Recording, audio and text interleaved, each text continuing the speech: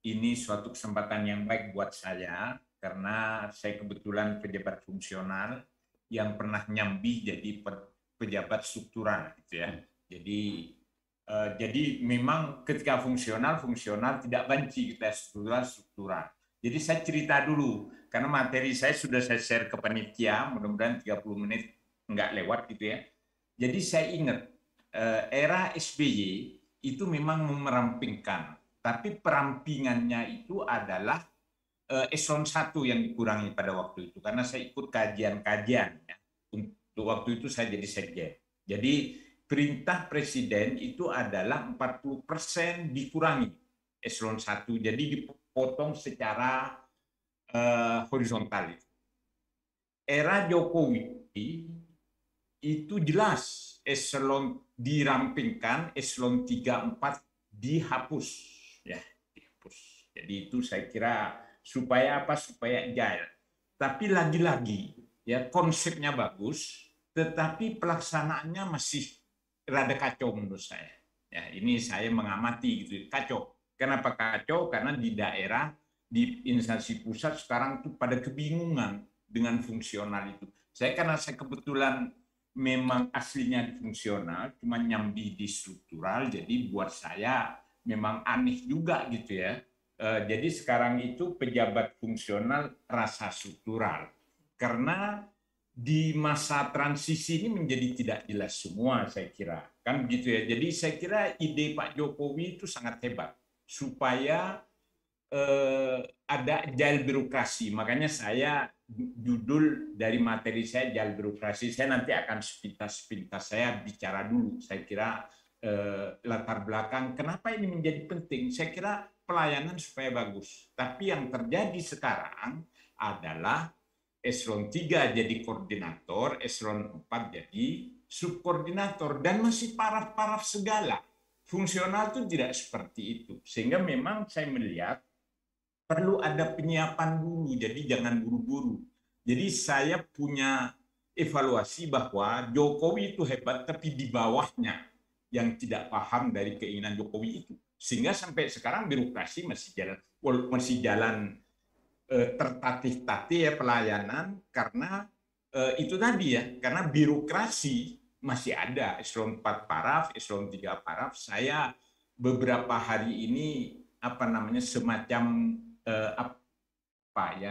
diskusi dengan teman-teman. Iya memang jadi susah. Apalagi kemudian di dalam fungsional itu ada formasi sekian. Jadi menghilangkan menghilangkan yang tadi etos kerja yang baik itu jadi males ya. Wong sudah ada yang utama kok ngapain saya kerja keras, katanya begitu. Jadi nggak kayak di perguruan tinggi. Perguruan tinggi kan profesor boleh seluruhnya gitu ya. Jadi ini yang kelihatannya mungkin perlu ada evaluasi yang mendasar ya. Jadi saya melihat Jokowi seperti Jokowi 1 mengatakan bahwa revolusi mental. Saya evaluasi dulu.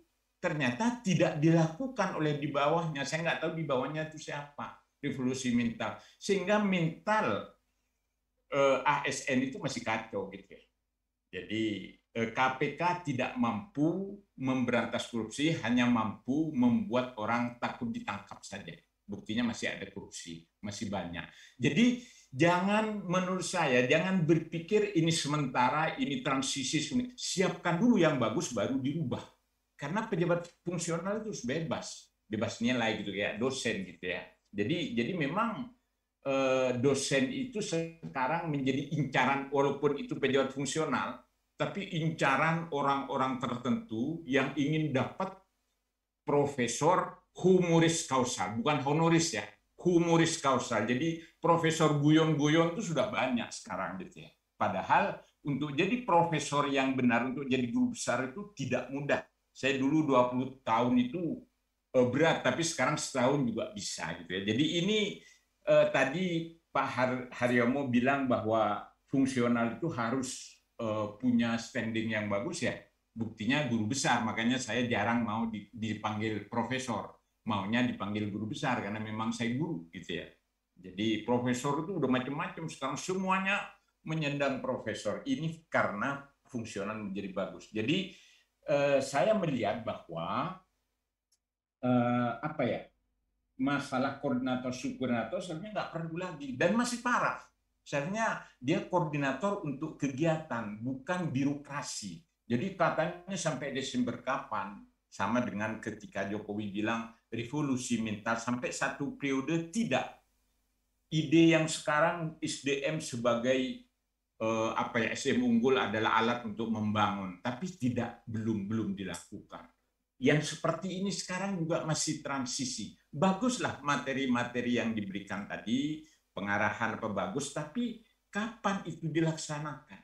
Bulan depankah, Desemberkah? Masih nunggu aturan. Itulah apa budaya birokrasi yang menurut saya perlu di ini. Nah, kemudian fungsional. Fungsional itu memang banyak kesulitan di daerah. Kenapa? Karena di pusat juga, karena pembina fungsional itu macam-macam. Jadi kalau ada di dinas di BKD misalnya, tapi dia fungsionalnya adalah Pranata Komputer, bukan BKD pembinanya. Jadi ini menjadi kekacauan ketika belum disiapkan. Nggak tahu, saya kok nggak yakin ya keinginan Pak Jokowi itu tercipta sehingga pelayanan menjadi agile, organisasi menjadi agile. Jadi itu saya kira. Jadi kalau masih koordinatornya tidak agile ya, masih menunggu waktu itu ya. Nanti tunggu aturannya kapan aturan itu ada kan gitu ya. Jadi harus disiapkan benar seharusnya sebelum mentransformasi orang di bawah Jokowi itu harus siapkan dulu. Jokowi ngomong begitu siapkan dulu, baru jegreng gitu ya. Itu terjadilah ini. Saya banyak melakukan apa ya, survei atau penelitian. Jadi perlu persiapan SDM fungsional yang bagus. Rekrutmennya juga bagus. Seperti dosen kan nggak sembarangan. Dari tahun saya jadi dosen 81 itu nggak ada dosen itu titipan-titipan. Saya pernah di BKN mengevaluasi, waduh kacau memangnya. Jadi ini saya kira ketika fungsional harus bagus. Nah, kemudian budaya kerja ini menjadi sangat penting, sehingga saya akan melihat, kesimpulan saya sebelum saya masuk, bahwa penyetaraan itu dari struktural ke fungsional itu harus dimaknai betul-betul fungsional. Jangan fungsional rasa struktural atau struktural rasa fungsional. Fungsional tidak, struktural tidak, seperti yang sekarang terjadi. Kebingungan di mana-mana ini terjadi. Ya. Kebingungan, dan ketika apa ya, ada pengalaman yang ngadu ke saya ketika dia di pejabatnya itu adalah kebijakan, karena dia kerjasama, kerjanya ditaruh di humas. Waduh, ini banyak orang frustasi dengan ada yang sekarang. Jadi perlu diteliti apa yang harus disiapkan, jangan langsung jebret begitu ya, sehingga memang belum siap. Saya kira itu. Jadi saya hanya ingin mengatakan bahwa kemana ininya Pak Jokowi itu kok tidak di ini gitu ya. Jadi ini sebentar Mbak, biar saya yang ini nanti ya, saya yang akan share ya. Apa namanya, biar saya yang share. Saya hanya pengantar dulu ini ya. Jadi bahwa saya pengantar dulu bahwa apa yang disampaikan Jokowi itu sangat hebat, supaya birokrasi itu agile, supaya birokrasi itu menjadi sinergi. Tapi sampai sekarang tidak itu. Alasannya adalah transisi.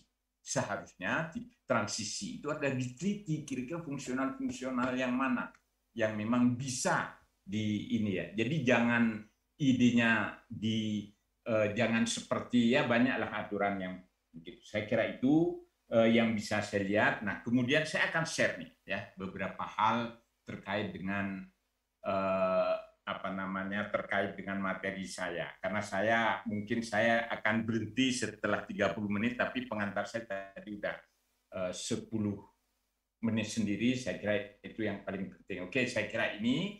Jadi saya kasih judul Agile Birokrasi, pola kerja ASN pasca penyetaraan jabatan administrator dan pengawas. Ya, jadi ini saya kira yang mungkin menjadi materi saya. Jadi ini saya tadi sudah disampaikan, saya kira sudah. Nah ini jadi agile organization itu seperti apa, atau agile birokrasi itu seperti apa?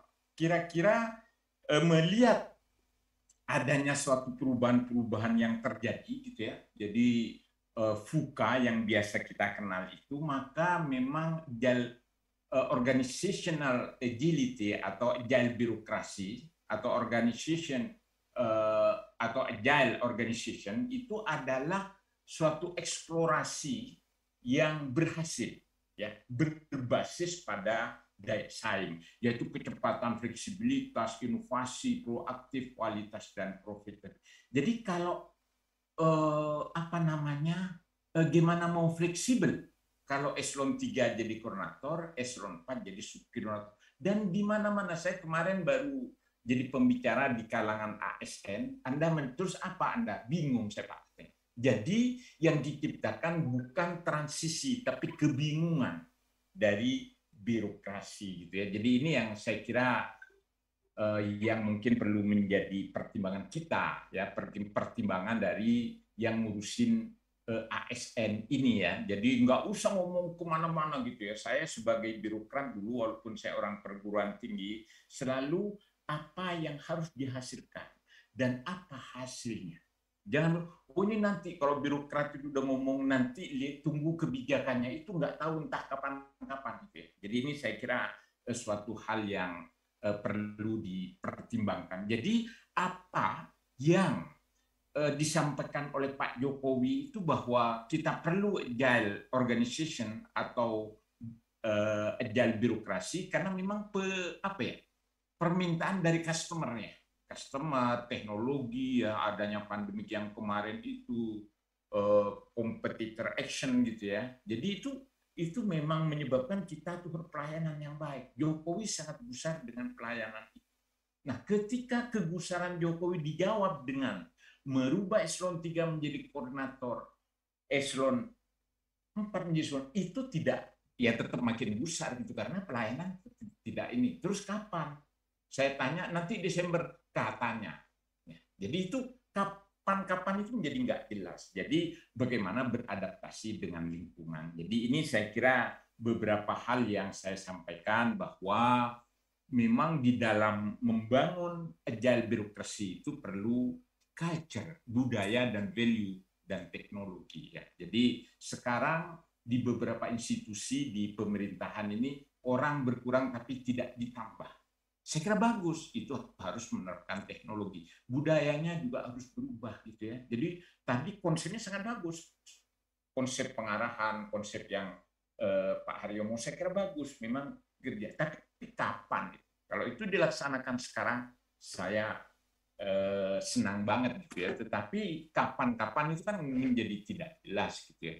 Orang udah keburu hilang motivasi. Saya ketemu mantan anak buah, Anda sudah madya ya, tapi saya nggak bisa naik ke utama Pak. Kenapa? Karena banyak yang mau pensiun jadi utama. Jadi saya nunggu.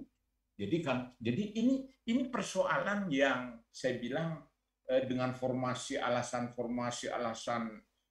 transisi ini menjadi persoalan. Ya, jadi orangnya dengan maturity, agility. Jadi orang agile itu manusianya itu harus agile juga ya. Kemudian jadi itu saya kira dan lebih bersifat seperti ini. Nah, saya ada kelemahan di birokrasi itu kolaborasi belum terjadi secara bagus. Masih persaingan yang nggak jelas. Ya, itu yang saya untungnya karena saya ketika saya nyambi di birokrasi itu jadi sekjen ya punya kewenangan untuk menyatukan itu ya. Ya, jadi ini saya kira pembelajaran yang harus diperbaiki. Jangan sekali-sekali menggunakan. Jadi kalau sekarang transisi, bagaimana kalau bulan depan sudah nggak ada transisi lagi? Bisa nggak? Udah siap nggak? Pasti belum siap karena fungsionalnya belum siap, belum punya kompetensi yang cukup untuk itu. Ya, itu. Nah, implementasinya bagaimana? Jadi ada yang namanya lingkungan yang kaya pengetahuan. Jadi ada informasi yang concern-nya adalah teknologi dan culture. Jadi concern di birokrasi budaya yang masih, yaitu kenapa eselon 3, 4, saya tanya eselon 3, 4 kok nggak dihapus, kok jadi koordinator? Ya karena kita sulit Pak menelusuri. Nah, kalau fungsional, saya sebagai ini niru saya karena saya fungsional sejak jadi pegawai gitu ya. Jadi saya ini profesor senior guru besar senior, bukan profesor. Saya takut dikirain saya profesor humoris causa. Jadi saya guru besar senior dengan yang baru masuk dosen itu tidak punya beda. Saya nggak mengkoordinir mereka. Mereka langsung aja ke atasan. Atasnya dekan, ya langsung ke dekan. Itu culture yang muncul. Tapi di birokrasi sampai sekarang juga belum. Culture ini, membangun culture tidak mudah. Nanti Desember, saya tidak ya. Teknologi juga harus diterapkan dengan benar. Ya, jadi itu saya kira. Kemudian trust ya, trust di birokrasi ini memang masih perlu dibangun. Yang kalau high trust maka menjadi high speed dan low cost. Ya. Jadi itu apa ya? Jadi selalu trust itu membangun kecepatan di dalam proses pelayanan dan biayanya menjadi rendah. Ini yang harus dibangun saya kira. Ya, nah kemudian trust apa? Jadi ada technical competencies, cultural fit, ini yang memang harus dibangun di dalam birokrasi yang sekarang. Jadi pasca penyetaraan administrator dan pengawas itu harus fit budayanya, technical kompetensinya juga harus pas. Kalau tidak ya nggak akan terjadi. Kapan? Jadi itu yang ditanya terus. Saya banyak pertanyaannya sampai kemarin sore saya telepon teman yang eselon 2, 2 orang eselon 2, saya telepon, gimana menurut Anda yang bingung? Menurut saya masih bingung, Pak. Eselon aja bingung, eselon 2. Apalagi staf yang nggak bingung, dia yang nggak kena itu. Kenapa? Karena dia sulit. Jadi ini sulit, tidak ada koordinator, sulit tidak ada eselon 3, sulit tidak ada eselon 4. Jadi pengalaman memang apa ya namanya, di mana-mana kadang-kadang jangankan eselon 3 yang parah, jangan eselon 2 parah aja dia nggak baca isinya. Ini saya kira sistem yang juga harus diperbaiki secara umum. Nah, di dalam menghadapi perubahan itu sendiri, maka di era disrupsi itu maka perlu ya manusianya. Jadi kalau fungsional ini memang harus kaya abundance mindset, cerdas, abundant set dia orang yang ikhlas bekerja, abundant skill set orang yang terampil. Ini yang harus disiapkan benar supaya apa, organisasi yang agile yang diminta oleh presiden kita, kemudian teknologi yang harus diterapkan bisa. Kalau ini belum disiapkan gimana? Ini yang menurut saya perlu disiapkan. Nah, ini kan sharing session itu diadakan oleh Badan Pengembangan ASN ya, BKN. Saya kira ini suatu waktu yang pas, suatu peran yang harus diambil oleh BPSDM. Tapi kadang-kadang BPSDM di mana-mana di daerah juga itu rada-rada kurang diperhatikan gitu ya, rada-rada gitu ya, kurang diperhatikan. Padahal dia yang mampu menciptakan sistem kerja tadi, budaya ya, tim kerja, kualitas SDM yang meningkat sehingga cita-cita Pak Jokowi untuk membangun agile birokrasi itu tercapai. Tapi kalau itu tidak menjadi institusi prima gitu ya, atau prime unit ya, nah itu akan bahaya. Jadi ini yang menurut saya juga perlu dikembangkan. Nah, di dalam FUKA memang ada talenta yang harus dikembangkan. Jadi ke depan itu adalah digital talents. Ke depan itu talenta itu jadi digital leader ya, yang sangat diperlukan. Kalau dia tidak melek digital ya akan kacau, karena memang pegawai dirasakan berkurang. Banyak institusi yang tidak merekrut lagi, kemudian ketika dia bekerja, dulunya anak buahnya ada beberapa unit, anak buahnya dulunya 30, sekarang tinggal 12 katanya. Gimana? Ya saya bilang bantu dengan teknologi itu bisa, tapi manusianya harus bagus. Nah, saya senang dengan apa yang disampaikan Pak Jokowi itu, eselon 3, 4 dihapus. Tapi begitu 3 jadi koordinator, begitu 4 jadi subkoordinator, saya sangat pesimis, sangat pesimis sebagai orang perguruan tinggi. Nah, ini kalau mau perubahan memang tidak mudah. Jadi pasti ada penolakan, pasti ada perlawanan, kemudian eksplorasi dan ada komitmen. Jadi kalau lihat dari kinerja sebenarnya seperti ini. Jadi apa ya namanya? Ini jadi ketika ada penyederhanaan, ada penyetaraan struktural ke fungsional, eselon 3 jadi koordinator, eselon 4 jadi subkoordinator ini ada apa namanya, penolakan, ada perlawanan. Kalau ini tidak segera diperbaiki, maka jangan harap orang berkomitmen terhadap itu. Sekarang sudah banyak yang eselon 3 yang golongan 4B senior, ya, itu media nggak bisa naik ke utama karena yang eselon 2 mau pensiun atau eselon 1 mau pensiun pada jadi utama. Ya bingung, dia nunggu pensiun lagi. Apakah itu filosofi fungsional? Saya kira bukan. Karena kalau di perguruan tinggi yang saya tahu, di tempat saya itu diharapkan 100% targetnya harus profesor, harus guru besar. Saya nggak sebut profesor, guru besar. Jadi itu. Nah, jadi informasi harus jelas. Kalau ada perlawanan harus mendengarkan. Tapi ketika tidak jelas, ini bahaya. Jadi hati-hati, bahaya. Ke depan pengelola kepegawaian harus siap-siap dengan apa yang namanya ya ketidakpuasan dari pegawai, dan akhirnya kinerja justru turun. Jadi dengan penyetaraan bukan fungsional, masih transisi, ini kinerja turun gitu ya, dan ini yang berbahaya. Nah, jadi elemen kunci perubahan menuju agile birokrasi itu harus ada proses pembelajaran, learning, knowledge itu ada sesuatu yang untuk sebagai alat kerja dan inovasi. Jadi 3 hal ini ide saya saja, bahwa fungsional itu harus bergerak di ranah ini. Ya, lingkungannya juga harus mendukung gitu ya. Jadi pejabat fungsional harus bangga. Tapi sekarang banyak yang malu, banyak yang bilang ke saya, teman-teman S1, SMA, kamu nggak malu ya jadi profesor? Kenapa? Saya bilang, kan sekarang banyak profesor humoris kausa yang nggak pakai penelitian. Saya nggak malu, seharusnya yang malu yang ngasih profesor humoris kausal itu. Nggak sekolah bisa kok sekarang. Ya kan, jadi kacau ini ya. Jadi ini apa tataran di kita ini terkait dengan pengetahuan ini, makanya fungsional itu harus di sini. Jadi harus dia banyak belajar. Pembelajaran dilakukan, memahami lingkungan, punya pengetahuan yang hebat, yang kemudian dia selalu berinovasi. Jadi kalau fungsional tidak melakukan ini, nggak akan terjadi. Jadi saya di lingkungan teman-teman sesama dosen sampai senior pun yang tidak sampai guru besar itu banyak. Kenapa? Karena dia nggak mau belajar. Nah, fungsional sekarang yang saya bilang tadi, dia udah senior, setahu saya dia pinter, tapi dia sekarang harus tiarap, kata dia. Kenapa? Saya bilang, nggak bisa utama saya, Pak. Karena utamanya formasi segini, saya nggak bisa.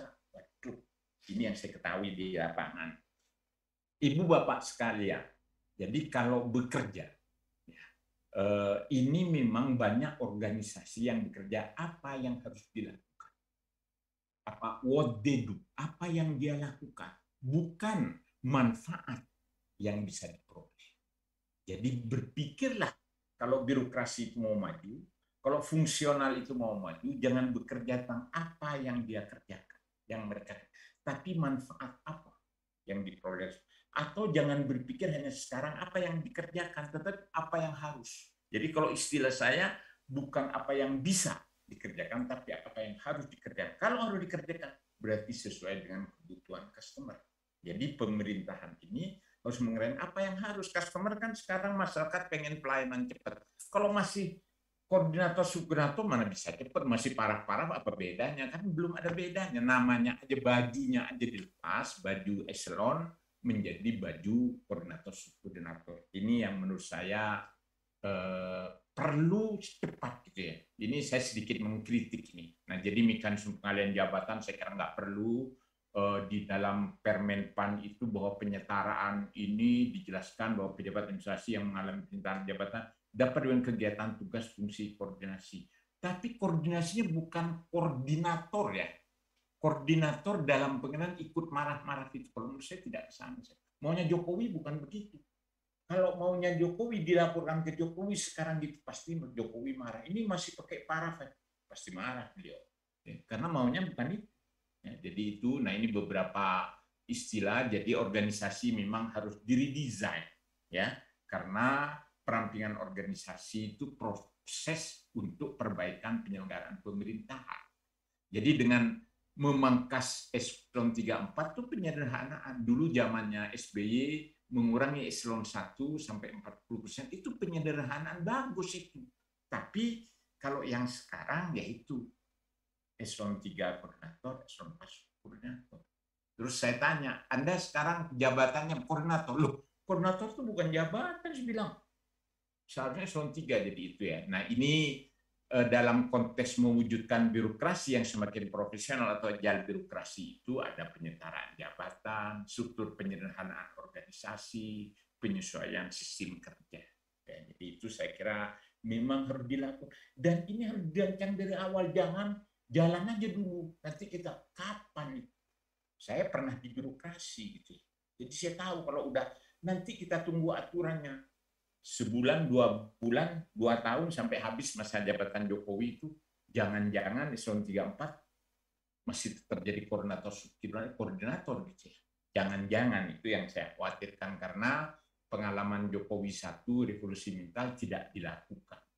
Yang dilakukan adalah saya tanya apa sih? Ya ini pelayanan prima loh. Pelayanan prima itu kalau mentalnya sudah bagus pasti prima gitu. Jadi apa esensi dari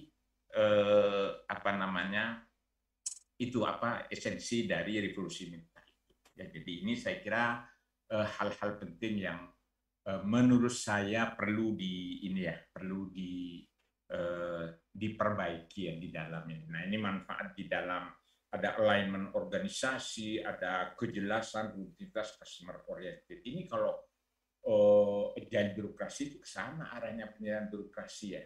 Jadi itu Bapak sekalian, jadi proses penyetaraan administrasi ke jabatan fungsional implikasi yang berbeda dengan sistem kerja sebelumnya. Tadi sudah disampaikan saya kira. Tadi dari konsep saya kira bagus menjadi kelompok kerja, tapi kelompok kerja itu ingat bahwa kualitas SDM-nya harus bagus. Fungsionalnya harus benar-benar fungsional sesuai dengan kompetensinya. Harus ditata ulang itu terkait dengan pembinaan. Di unit adanya di BKN tapi pembinanya di BPS gitu misalnya, ini kan susah ya. Jadi ini langkah-langkah penyederhanaan saya kira dalam membentuk organisasi yang agile diawali dengan melakukan perubahan mindset ke arah agile sport ya. Jadi itu saya kira menjadi penting. Sebentar 1 menit lagi supaya saya belum ditegur oleh moderator. Jadi ini kayak penyederhanaan birokrasi harus dimaknai sebagai sebuah proses alamiah menuju organisasi yang lebih jaya, persaingan kompetensi yang sehat gitu ya, dalam rangka meningkatkan kualitas birokrasi dan baik. Jadi ini beberapa hal yang ingin saya sampaikan dan saya kira ini waktunya sudah pas ya, 30 menit. Jadi ini yang ucapan prahalaf, if you don't change, you die. Jadi kita akan mati kalau nggak berubah. Karena eselon 3 jadi koordinator, eselon 4 jadi subkoordinator itu bukan berubah namanya, ganti baju. Ini hati-hati ucapan praharap. Dan kalau future law ngomong, yang pasti adalah ketidakpastian, yang berubah adalah perubahan, yang tetap adalah perubahan yang cepat. Itu Alvin Toffler ngomong. Yang tetap adalah perubahan yang cepat dan yang pasti adalah ketidakpastian. Tapi kemudian Prahalad bilang, if you don't change, you die. Maka marilah kita berubah dengan cepat. Belum terlambat, tidak ada kata terlambat. Jangan berwacana terus nunggu aturan. Saya kira itu Bapak sekalian yang bisa sampaikan. Terima kasih. Saya tutup. Wassalamualaikum warahmatullahi wabarakatuh.